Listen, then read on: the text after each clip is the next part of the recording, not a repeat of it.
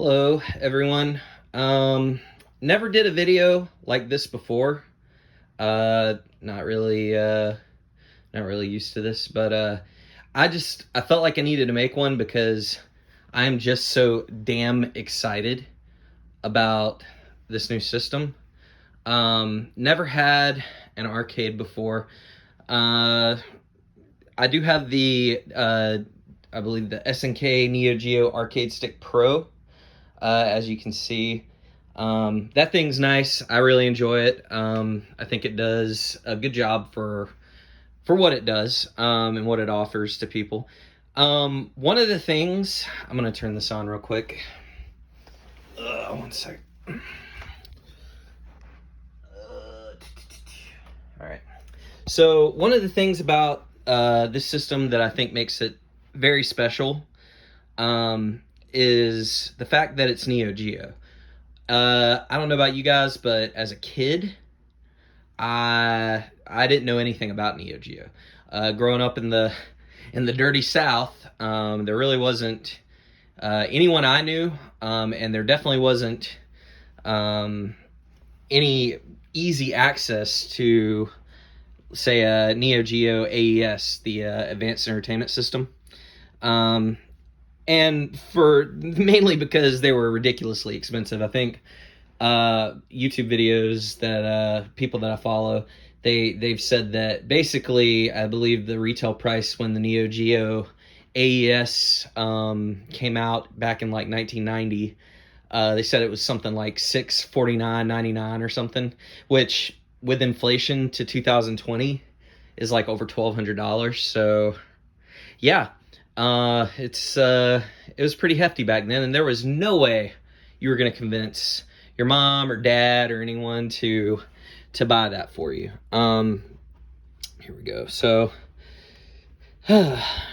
anyways, I found the whole thing to be very intriguing when I saw this come up, in my news feeds and everything. One of the things that I was concerned about was that there had been rumors that this whole thing was like a scam, that there was no real, arcade cabinet coming out, 3/4 arcade cabinet with Neo Geo games on it, that somebody was just trying to, spread a rumor and get some money. But luckily, it turned out to be legit. The company is Unico, who I have to say, from what I'm seeing here, and again, I'm not someone that is an arcade connoisseur, seems like they created something of pretty high quality here. It's a very heavy weight, much more than I thought it would be when I saw it online and in videos. Even right now, looking at it on this video, it probably doesn't look that big, but if you're in person, plus I'm a short guy, I'm only like 5'5" and a half, and it's it's pretty substantial. I did get this arcade one-up stool, which was, in my opinion, ridiculously expensive, $79.99. I don't know why they're so expensive. I mean, they're decent quality, I suppose, but I don't see why they're that special. But anyways, getting off track here. The actual Neo Geo MVS-X, I got to play it a little bit today. It came yesterday, and let me tell you, it was a pain just getting this thing. Amazon definitely screwed the pooch sending these things out. I think if you even try to look it up right now, it says it's currently unavailable. If you wanted to say the bar top only, and I think there's like one guy selling a used one now at this point, with the riser and everything, for like $1,200. So it's insane. So you're better off just going through the company Unico, which I think they actually still have some in stock. So if you decide you want one, I think it's a great value. So back to more about what's on here. It has 50 games. These games, in case you don't know anything about the Neo Geo, which I'm sure some people don't, the whole draw to the system was that it's arcade perfect. Basically, back in the day, during the era of the NES, specifically the Sega Genesis and the Super Nintendo, as well as the TurboGrafx-16, which is another console that no one had back where I'm from, in North Carolina. They basically, this thing came along, and the only exposure you ever got to it was if, like, you saw it at a store, or, you know, back when, you know, they actually had arcades everywhere, which was cool. It's one of those things I wish they'd bring back. But anyways, so my first exposure to Neo Geo was actually, let's flip over here, this game, Samurai Showdown.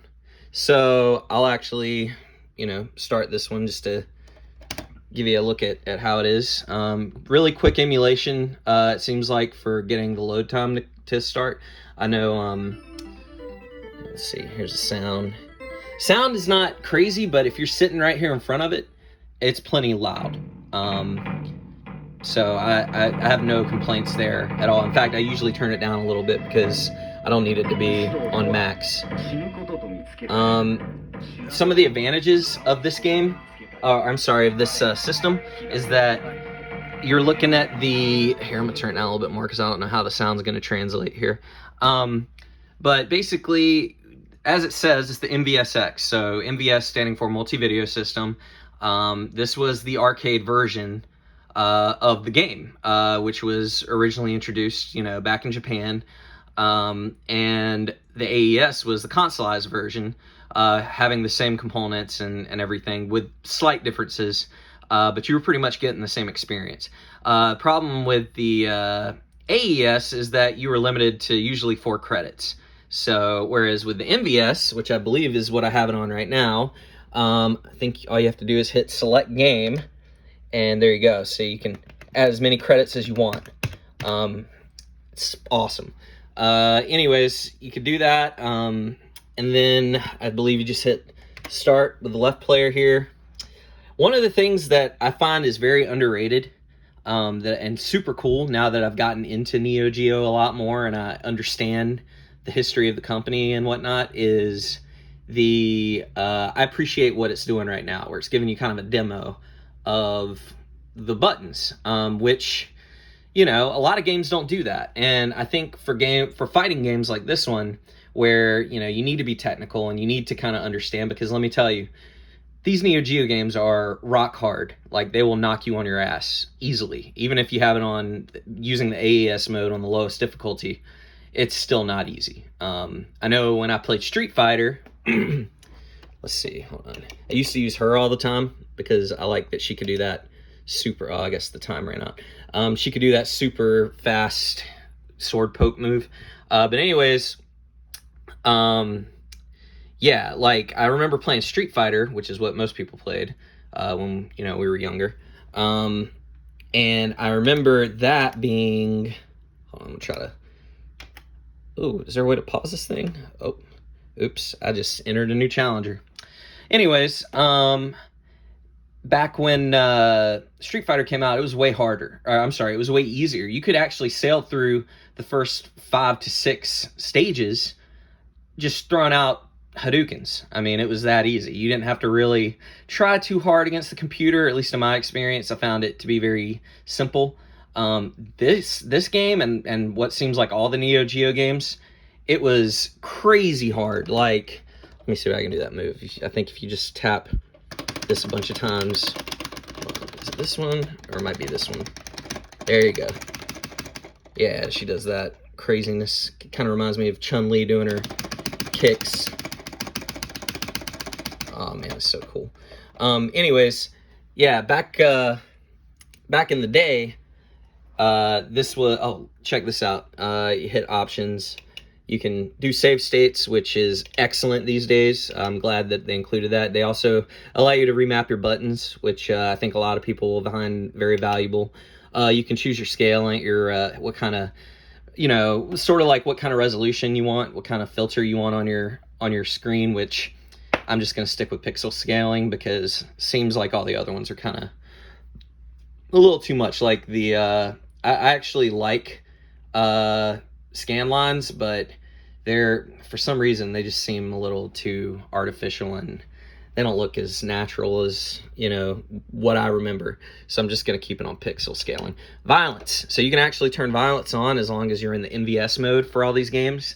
I noticed that when I played Metal Slug, another excellent series, but that's really cool. They give you some customization options. I think everyone, you know, would like that. And I like that they also allow you to choose between the MVS and AES versions of all of these games, which is insane. So, but kind of back to what I was saying about the difficulty and whatnot.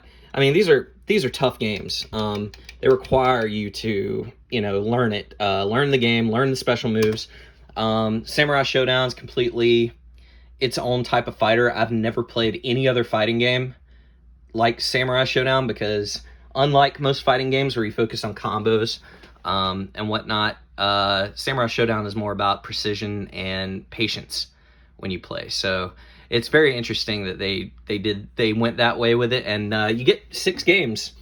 Technically, I mean, I'm probably not going to play the 5th one when I have Special, which is, you know, the better version. So, but it's cool that they include it anyways. I hear that the original one actually has more story to it or something, so I don't know if that's true or not, but I'll take a look at it. Anyways, plenty of other games on here. Sorry. I'm trying to think here. It has a light up marquee, which is amazing. I'm actually going to show you guys real quick. If you turn the light off, that's when it looks super good. So let's see how it just kind of lights up and everything. To me, that's gorgeous. So anyways, here, I'll put it on like a demo screen while we're waiting. Actually, I'll put on the Metal Slug one because I think most people like that game. There we go. So, kind of back to what I was saying, though, about the Neo Geo in general. It's an impressive system. It basically dwarfed the Sega Genesis and the Super Nintendo when it came out as far as pure raw power and hardware. I think the only thing that was even comparable to those systems was the sound chip, which this still has an excellent sound chip, but so did the Sega and the Super Nintendo. They got the job done. But yeah, I mean, to me, this isn't a kid's dream. You know, this is, especially growing up in the 90s. You know, you only got to, like I said, my first exposure was Samurai Showdown. That was at a Walmart when I was a kid. Like, I think I was 7 or 8 or something around that time. And I was at Walmart, I think the one on Roxborough Road in Durham, North Carolina. And they had a Samurai Showdown cart there. And the other thing was, apparently, see, I guess the nickname for this type of cabinet, if you have the original one, like the actual hardware for the MVS, is called the Big Red, which is why, you know, it's all red and everything. I think it looks beautiful. But basically, the whole point of the Neo Geo MVS system, it being the multi-video system, was the fact that you were able to put multiple carts in an arcade, which in an arcade cabinet, which, you know, saved, you know, arcade owners tons of money, because instead of having to pay, you know, $1,000 plus for a new cabinet, whatever they were going for back then, they just paid, you know, between $150 and, you know, $300 for a cart, which they could just put in there. I believe the MVS had a 1 slot, 2 slot, 4 slot, and 6 slot maybe. I think those are the versions they made. And the multi-video system was, and you guys, if anyone's watching this, you correct me if I'm wrong, but I believe that it was specific to America, whereas in Japan, I believe they still use like candy cabinets and everything, which I would love to have one of those. So I know the videos I've seen in arcades of this stuff, I never saw really a Big Red in Japan, because I think it's considered an American arcade cabinet. But regardless, it looks awesome. I mean, look at this. I mean, they really went with attention to detail here. I mean, it looks beautiful. Stick, again, I'm not a connoisseur. I'm not an expert, but stick feels great to me. Has enough recoil to go back. You know, I feel like it's not too much. It's not too stiff, but it's also not too loose either. The buttons seem to be what people have complained about the most. I think a lot of reviewers are saying they're going to swap it out for like Sanwa buttons and whatnot, which I don't know if I want to pursue that endeavor. I mean, I may at some point if I feel more comfortable. I just got this thing, so I'm not entirely keen on, tearing it down to install new buttons or anything like that. I mean, I would like to have the best ones, but these get the job done for me. I'm not, planning to go to Evo and win any, world championships or anything like that. So I think for what I do here, it'll be fine. I mean, I'm primarily going to be playing the computer anyways. So I think it's great. Yeah. So anyways, I know a lot. If you're younger and you're watching this, you probably are kind of like, whatever. I can go on the PS4 or Switch or Xbox and download these games for $7.99. And it's like, yeah, those are great ports. They're basically emulated by, I believe, Hamster, who does a great job. I actually have I'd say like at least a third, maybe a little more of the Neo Geo library on my PS4. I'm so glad that they actually came out with those because unfortunately you just weren't rich enough, in the 90s to play any of these games. So it was very fortunate that Hamster took it upon themselves to bring them over to current gen consoles at the time when they did bring them. And you could actually play these games, and it emulated very well. So I think that's a blessing that they did that. But to me, it's still no real substitute for being able to play it on an arcade machine, regardless if it's a 3/4 arcade or not. The fact that you can sit here and play it with a stick and buttons like this, and it just gives you that overall feel. Got the stool and everything. It's awesome. I wasn't sure about getting this to begin with because I thought it was going to be the same kind of thing as like the arcade 1-ups, which I'm not really. I think they're a little overpriced for what they are, considering you only get between like 3 and 5 games per machine.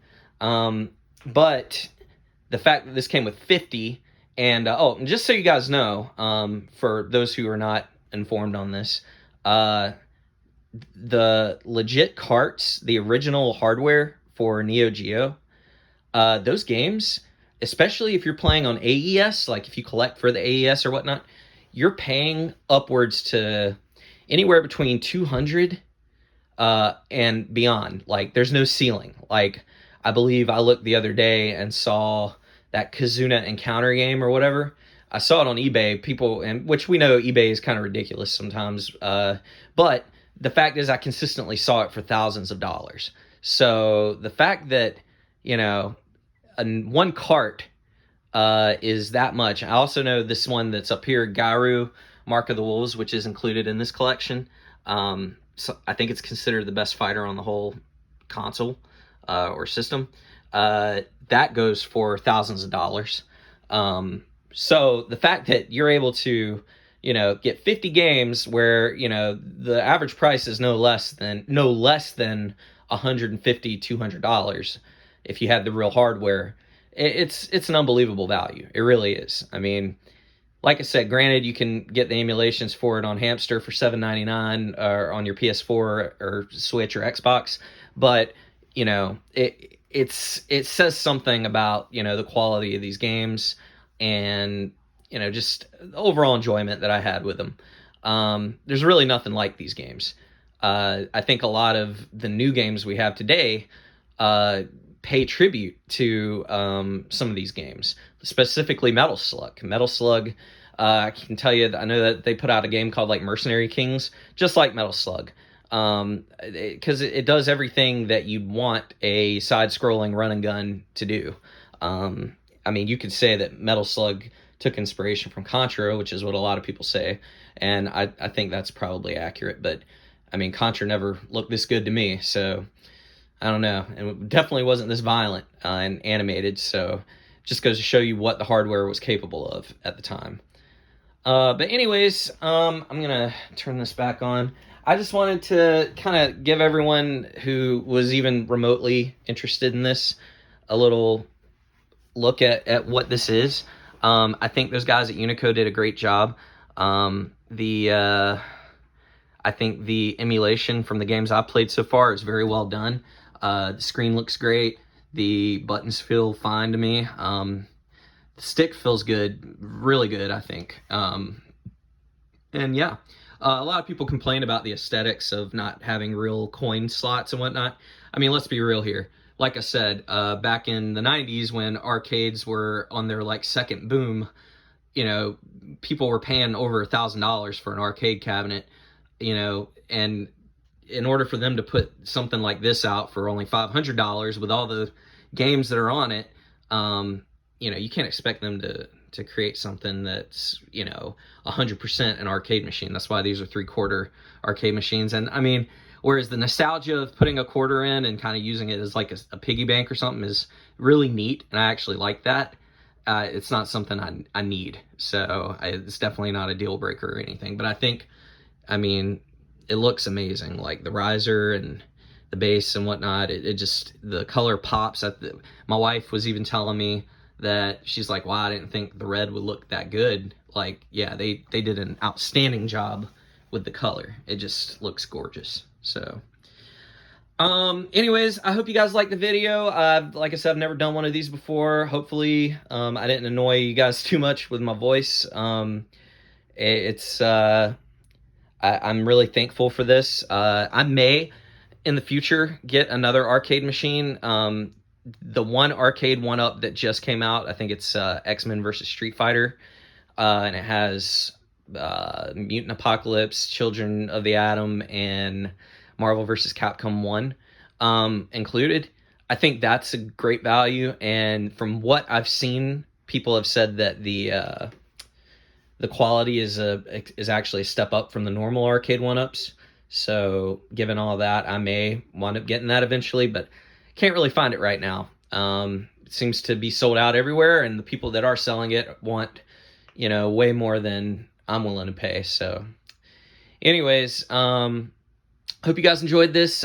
Please, if you have any questions or anything, or you want to know anything specific about the unit or whatever, just hit me up in the comments, and I'll try to answer them as quick as I can.